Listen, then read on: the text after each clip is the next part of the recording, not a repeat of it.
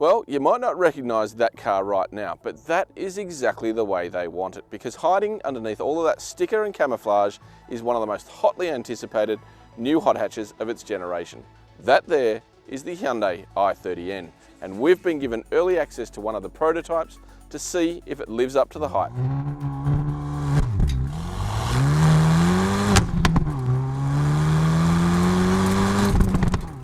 This car is a big deal for Hyundai, which is evident by the fact the local division has air freighted a pair of prototypes to Australia for final evaluation testing. First things first, it's not often you get to drive a car with all of this camouflage on it. These two are literally hand-built prototypes here in Australia to get a gauge of what Aussie enthusiasts like from their performance cars, and to see if our conditions suit what this car is going to be all about. And I'd have to say, on first impressions, while we can't see what it looks like from the outside, from right here, this thing's pretty damn impressive. It's got a 2-litre turbocharged engine that drives the front wheels, and it has a good old-fashioned 6-speed manual gearbox.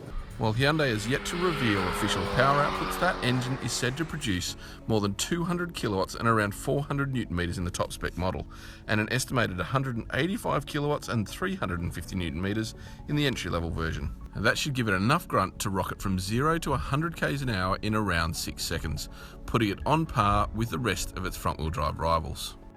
But it makes this car a lot more playful, but also better value for money. And while Hyundai hasn't announced official details for the i30N, I would assume and expect this car to cost about 37.5 grand for the base level one, and just over 40 grand for the top spec 202 kilowatt version.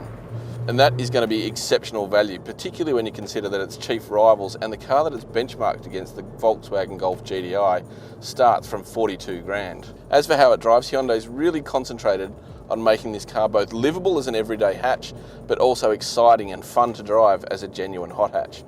And I'd have to say, they've nailed it. We're just cruising around in normal mode, and the engine has plenty of torque. It's great elasticity that you could just use high gears and just use that torque and the turbo motor to pull you around. The steering has plenty of feel to it without being uncomfortable and tugging at the wheel when you get on that turbo power.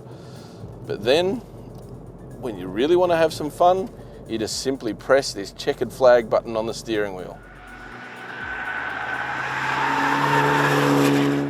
And it all comes alive. This engine is brilliant. It's got plenty of top end zing, and it's genuinely really fast. But what is best about this car is the whole package and how they've tuned it all to be really fun. Don't dismiss it as a front wheel drive car either, because this thing's got a great amount of grip, really neutral stance through the corners, beautifully weighted steering, and phenomenal brakes. You can really hammer this thing around a racetrack and have some fun.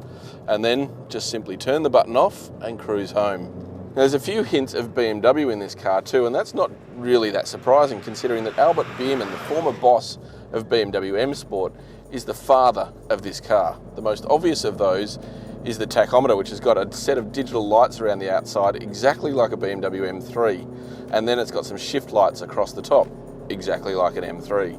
As for how it sounds, it's got plenty of character, that engine as well. It's nice and quiet in normal mode, won't wake the neighbours when you start it, but when you're up it for the rent on the racetrack in the N mode, it's got crackles and pops on the overrun. It's got this blaring sound symposer through the firewall that generally makes it sound like a good old rally car.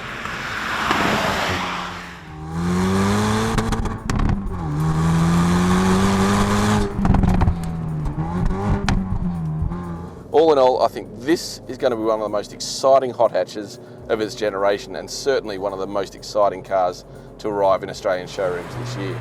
And if this prototype is anywhere near the finished product, well, Hyundai has nailed it with a capital N.